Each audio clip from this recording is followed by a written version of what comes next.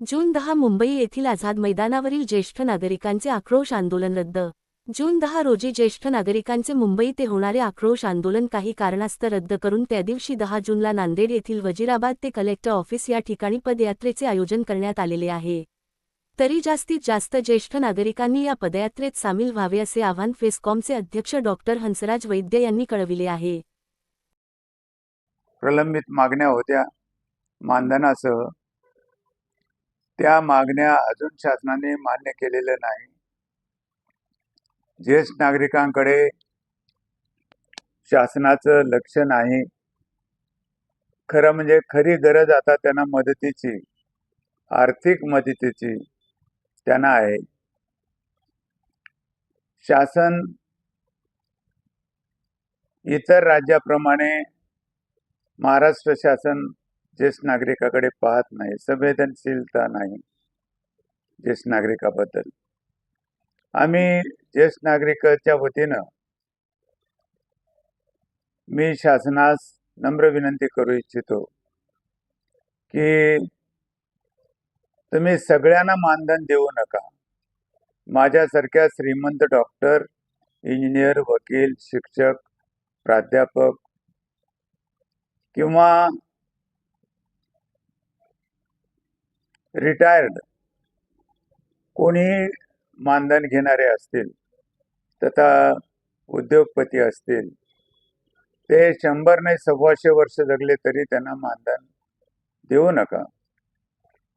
पण जे विस्थापित आहेत, गरीब आहेत, गरजवंत आहेत, दुर्लक्षित, उपेक्षित, वंचित आहेत, विधवा माता आहेत, दिव्यांग ज्येष्ठ नागरिक आहेत, त्याच्यामध्ये शेतकरी, शेतमजूर, कष्टकरी, कामगार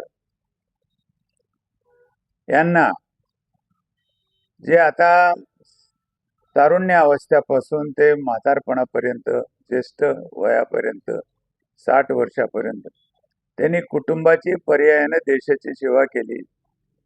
पण आता ते चहा 2 वेळेचा घेण्यास सुद्धा मोताद आहेत. सगळ्याच वस्तूच्या किमती आभाळाला भिडलेल्या आहेत.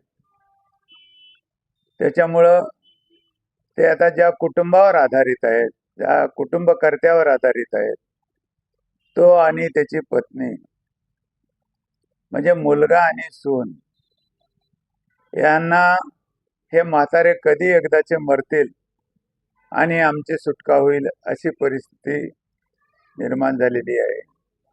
अत्यंत मानहानीचं जीवन ज्येष्ठ नागरिकांना जगावं लागत आहे. तर ही परिस्थिती अत्यंत वाईट आहे. कारण एक काळ ते घरचे करते होते, कमवते होते, सगळ्यांना त्यांनी पोचलं, सगळ्यांना सुसंस्कार दिले, आणि आज जो भारत देश आहे तो खरं म्हणजे ज्येष्ठ नागरिकांमुळे आहे. ज्येष्ठ नागरिक जर नसते, त्या काळात तरुणपणी नसते, तर भारताला स्वातंत्र्यही मिळालं नसतं आणि भारतामध्ये एकही लाडकी बहीण जन्माला आली नसती. पण शासनामध्ये आता सध्याला जितके मंत्री महोदय आहेत, त्यांचंही वय काही लोकांचं 60 वर्षापेक्षा जास्त झालेलं आहे. त्यांनाही आई वडील आहेत. आई वडिलाचे ऋण त्यांनी मानले पाहिजे आणि त्यांच्याकडे म्हातारपणी त्यांचं जे उर्वरित आयुष्य आहे ते त्यांनी सन्मानाने जगले पाहिजे, याची व्यवस्था त्यांनी करावं अशी कुणाची धारणा असणार आहे. माझी तर धारणा आहे की त्यांनी आई वडिलांचे उपकार मानावेत, ज्येष्ठ नागरिकांचे उपकार मानावेत आणि त्यांना सगळ्या सुखसोयी सुविधा त्यांना प्रदान कराव्यात. ते आमदार, खासदार, मंत्री किंवा मंत्रिमंडळच सगळं हे ज्येष्ठ नागरिकांमुळे बनलेलं आहे. त्यांनी अनेक निवडणुका पाहिलेल्या आहेत, अनेक सरकार निवडून दिलेली आहेत. अनुभव संपन्न असे 20% मतदाता हा पक्का मतदाता आहे. खरं म्हणजे ती वोट बँक आहे. पण शासनाच्या लक्षात अजूनही येत नाही की शासन कशामुळं बनतं. शासन ज्येष्ठ नागरिकांच्या मतामुळं बनतं. एखाद्या ज्येष्ठ नागरिकाला 4 मुलं असतील आणि 4 सुना असतील एका कुटुंबामध्ये, तर ते एका घरामध्ये आज 5-5 पक्ष आहेत. पहिला मुलगा काँग्रेसला मतदान देतो, दुसरा मतदान शिवसेनेला देतो, तिसरा मुलगा राष्ट्रवादीला देतो, चौथा मुलगा बीजेपीला देतो, पाचवा मुलगा अजून कोण्या अपक्षाला देतो. म्हणजे एका घरामधले 5-5 पक्ष असल्यामुळं कुठलंही सरकार निवडून येणं शक्य नाही. सरकारच्या हे मी नजरेत सांगून देऊ इच्छितो की ही जी निवडणुकीची बँक आहे, तुमची वोट बँक, त्यांना सांभाळणं म्हणजे एक तर तुमचा स्वार्थही झाला आणि पुण्याचंही काम झालं. म्हणून ज्येष्ठ नागरिकांच्या बाबतीत शासनानं आपल्या शेजारी राष्ट्राप्रमाणे आंध्र प्रदेश, कर्नाटक, तेलंगणा, तामिळनाडू, गोवा, दिल्ली, झारखंड, उत्तर प्रदेश, उत्तरांचल, पंजाब, हरियाणा, केरळ इत्यादी राज्यामध्ये त्यांना मानधन दिलं जातं. 2,000 ते 4,000 मानधन दिलं जातं. तर मग महाराष्ट्र शासनाने का देऊ नये? इकडे तर आपण शाहू फुले आंबेडकरांचं पुरोगामी महाराष्ट्र राज्य म्हणतो. एकदम सुबत्ता असलेलं सुसंस्कारित असं राज्य समजतो आणि घटनेप्रमाणे आपण वागत नाही. मुलीला तुम्ही 1,500 रुपये देता, ज्या मुलीला जन्म ज्यांनी दिलेला आहे त्याला म्हणजे 300 रुपये देता. हे कितपत न्याय आहे? हे म्हणजे घटनेच्या विरुद्ध आहे असं माझं स्पष्ट मत आहे.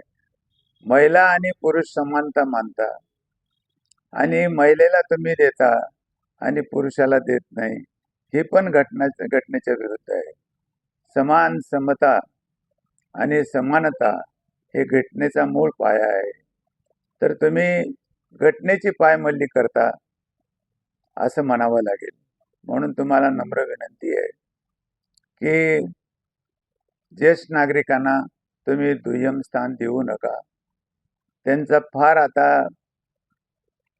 अंत पाहू नका.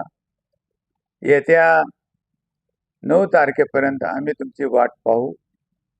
आम्ही ठरवलं होतं की तुमचं लक्ष वेधण्यासाठी मुंबईला आझाद मैदानावर आक्रोश आंदोलन करायचं होतं. पण मला अनेकांचे ज्येष्ठ नागरिकांची फोन आली की साहेब आम्हाला यायचं आहे आंदोलनाला मुंबईला, आम्हाला सोडून तुम्ही जाऊ नका, आम्हाला घेऊन चला. मी त्यांची चौकशी केल्यानंतर माझ्या असं दृष्टीस आलं की अनेक लोकांना मधुमेह आहे, रक्तदाब आहे, हृदयविकार आहे, मूत्रपिंडाचे आजार आहेत, श्वसनाचे आजार आहेत, अनेक गुंतागुंतीच्या रोगाचे ते बळी झालेले आहेत.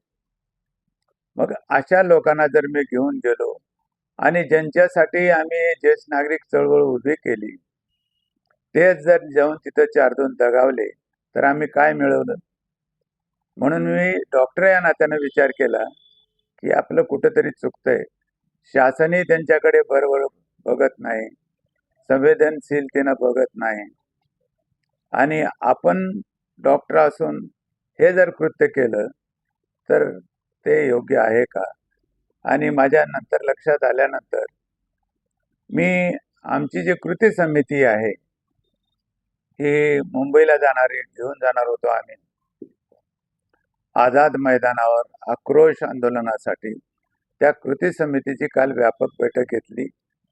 ती बैठक आदरणीय के जामकर साहेब यांच्या अध्यक्षतेखाली घेतली. त्यांनी अनेक आंदोलनं केलेली आहेत. त्यांच्या पाठीमागं आंदोलनाचं आणि चळवळीचं खूप मोठी शिदोरी आहे. तर त्यांचं म्हणणं सुद्धा असं पडलं की डॉक्टर साहेब आपण ह्या सगळ्या लोकांना, आता त्यांना पेसमेकर बसवलेला आहे, ते सुद्धा यायला तयार झाले होते. आता मी 83 वर्षाचा, माझी अँजिओप्लास्टी झालेली, मी या लोकांना घेऊन जाताना किंवा तिथे गेल्यानंतर पाऊस सुरू झाला, 4-8 दिवस पाऊस लागून राहिला किंवा उघडीप पडली आणि ऊन कडाक्याचं झालं, त्याच्यामध्ये 4-2 जर दगावले तर आम्ही ह्या आंदोलनातून काय मिळवलं? म्हणून आम्ही तो आमचा बेत रद्द केला आणि शासनानं पुन्हा आम्ही विनंती केली की तुम्ही येत्या 9 जूनपर्यंत आमच्या मागण्या, प्रलंबित मागण्या आणि मानधन जर मान्य केलं तर आम्ही नांदेडलाच आपले प्रतिनिधी जिल्हाधिकारी साहेब यांच्या कार्यालयासमोर आपण तिथे ही चळवळ नेऊन या ज्येष्ठ नागरिकाला नेऊन आपल्याला निवेदन द्यावं आणि अतिशय शांततेच्या मार्गानं आपण मोर्चा काढावा. मोर्चा म्हणण्यापेक्षा पदयात्रा काढावी. ह्या पदयात्रेमध्ये फार लांब न नेता वजिराबाद चौक ते जिल्हाधिकारी कार्यालयापर्यंतच न्यायचं आहे. तो आम्ही 9 वाजता काढणार आहोत. त्या आमच्या पदयात्रेत माझ्या अंदाजाप्रमाणे 15 ते 20 हजार ज्येष्ठ नागरिक नांदेडचे भाग घेतील आणि त्यांना नांदेडचे एक दानशूर व्यक्तिमत्व नांदेड भूषण रमेश रावजी पारसेवार यांनी त्यांना अन्नदान देण्याचं कबूल केले. म्हणून त्यांचे ज्येष्ठ नागरिकांच्या वतीनं सतशः आम्ही आभार मानतो, धन्यता मानतो आणि त्यांच्या वतीनं मी त्यांना आशीर्वाद देऊ इच्छितो. म्हणून आम्ही 9 तारखेपर्यंत वाट बघू आणि 9 तारखेपर्यंत जर शासनाने आमच्या मागण्या मान्य केल्या, आम्ही 5,000 मागतो, पण शासनानं थोड्या का होईना प्रमाणामध्ये इतर राज्याप्रमाणे मानधन देण्याचं कबूल केलं आणि आमच्या मागण्या मान्य केल्या तर आम्ही शासनासाठी पेढे वाटू, सुबुद्धी दिली त्यांना देवाने म्हणून. आमचे सगळे आशीर्वाद कायम त्यांच्या पाठीमागे राहतील. आता जवळच जिल्हा परिषदचं निवडणूक आलेले आहेत, त्यामध्ये खंबीरपणे आम्ही शासनाच्या पाठीमागे उभा टाकू. अन्यथा मग आम्ही लक्षवेधी पदयात्रा नांदेडचे जिल्हाधिकारी कार्यालयासमोर पर्यंत जाऊ आणि तिथे बैठक मांडून बसू. त्यांचा जर प्रतिनिधी आला तर ठीक, नाहीतर कमीत कमी त्यांचं लक्ष वेधण्यासाठी तरी का होईना आम्ही तिथपर्यंत जाणार आहोत.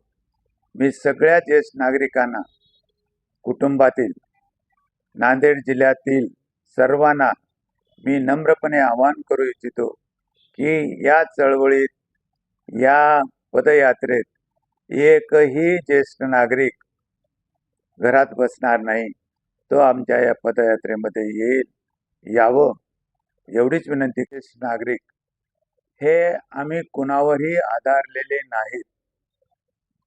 आम्ही स्वतःच्या हिमतीवर शासनाला विनंती करण्यासाठी रस्त्यावर उतरत आहोत. आम्ही प्रत्येक जण त्या दिवशी जर पावसाळा असेल तर आम्ही छत्र्या घेऊन येऊ.